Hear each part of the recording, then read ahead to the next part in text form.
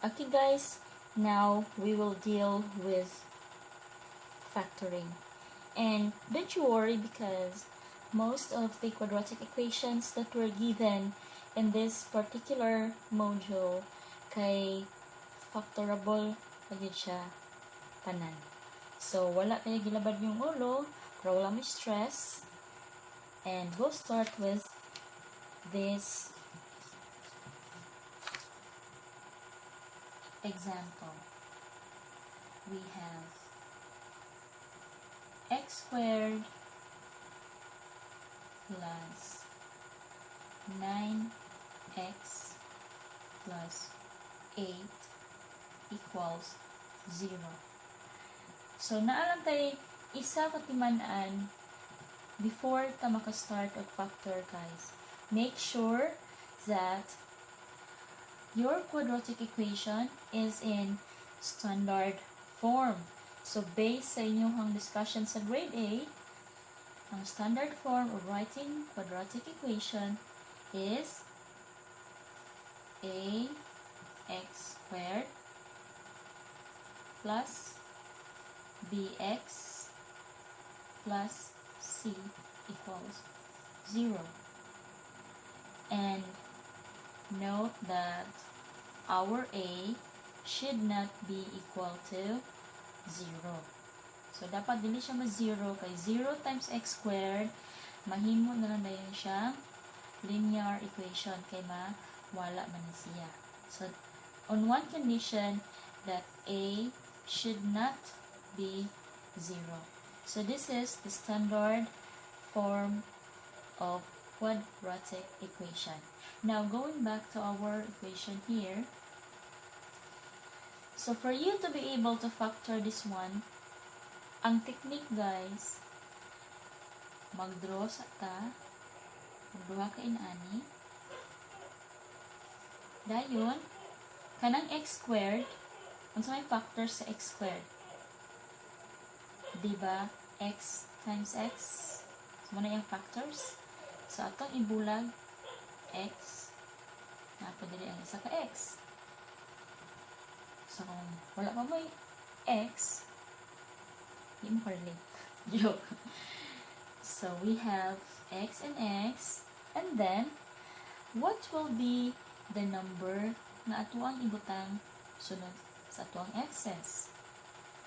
So, balik pa diari, atong i-check ang last number or the constant, c. So, what are the factors of a? So, iyang factors, we have 1 times 8, or 8 times 1, of course. Negative 1 times negative 8, still that will give you positive 8. Ano pa ba? 2 times 4, still that is 8. Or negative 2 times negative 4. So, any factors that you can think of nga makahatag ninyo og positive 8. So, you can write it down for beginners. Kaya din kita yung automatic ma-master na yung ta. But, as you go along, murag, mutalas na inyong mata kabagayan. Labi na, anan na tagpamipya. Joke. So, now, considering nga na-list na nimo ang mga factors sa A, mangita ka anang mga factors og sum nga mo equal sa middle term. So, akong bisayaon, kung i-add nimo ang duha ka factors, dapat ang iyahang sum mo equal siya sa middle term, which is, in this case, is 9. So, dili na punta. Pila man ang 1 plus 8. So, kung itong i-add, that's positive 9. Kaning negative 1 plus negative 8, negative 9. 2 plus 4, that's 8. Negative 2 times, no, negative 2 plus negative 4 is negative 6. So, asa wala na nila ang pareha sa middle term? So, of course, nara. So, si 1 times 8. Okay, 1 times 8, is equal siya sa last term, which is 8. Then, if we are going to add also these factors, 1 plus 8, may equal siya 9, which is our middle term. So, kana siya, kay 1 is positive 1 man, so we have to write positive 1. And this is also positive 8, positive 8 equals 0. So, nganong gi-equal to 0 man nato? So, going back to our standard form, naka-equate to 0 siya. And then, using our knowledge on zero product property, kani siya i-equate na to og 0, and also this one. So, we have now two conditions. X plus 1 equals 0, and the other side, x plus 8 equals 0. So this is due to the zero product property, which means if the product of two real numbers is 0, then either the two is equal to 0 or both numbers are equal to 0. So, nalibog mo siya mo. Ayan na lang, kalimtin na lang to. Basta kay zero product property. Okay. So, from here, we have x. And then, kanina number, ato siyang itabok sa other side. So, that leaves you with 0, positive 1 will become negative 1. So, that is 0 minus 1 is just negative 1.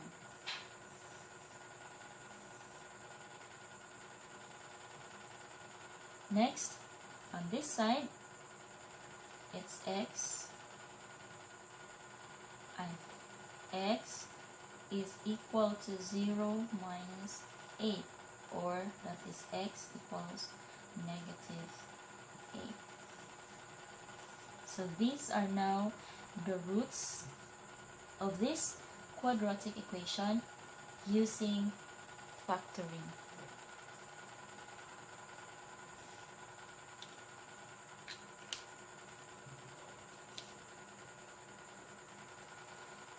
Moving on to our second example in factoring.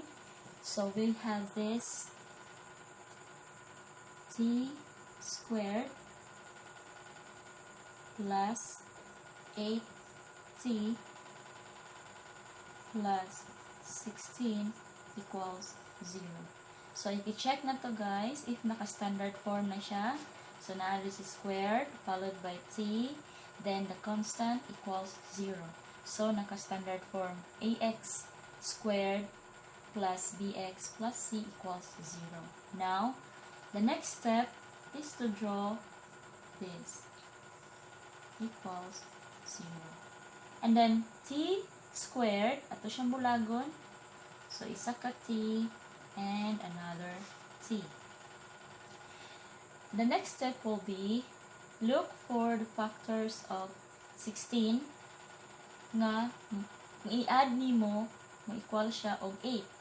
So, the factors of 16 are 4 times 4, negative 4 times negative 4, negative 16 times negative 1, 16 times 1, 8 times 2, negative 8 times negative 2. So, all of this, kung imong i-multiply, will give you positive 16.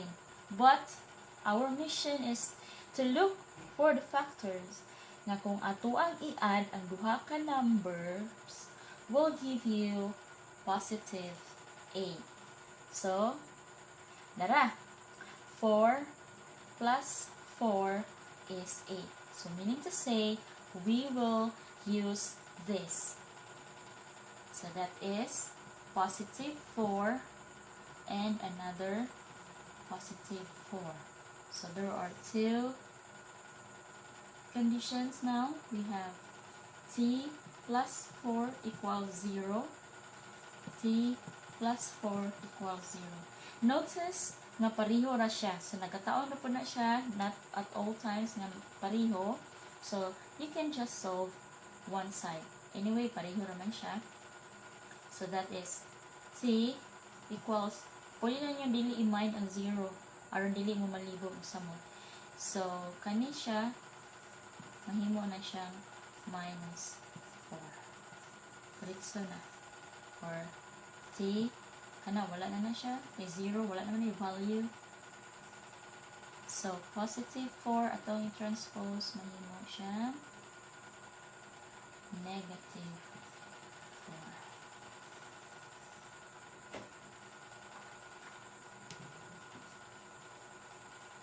4. Or if you are so curious nga nung natay anong mga transpose, actually class, wala din na siya nag-exist sa math.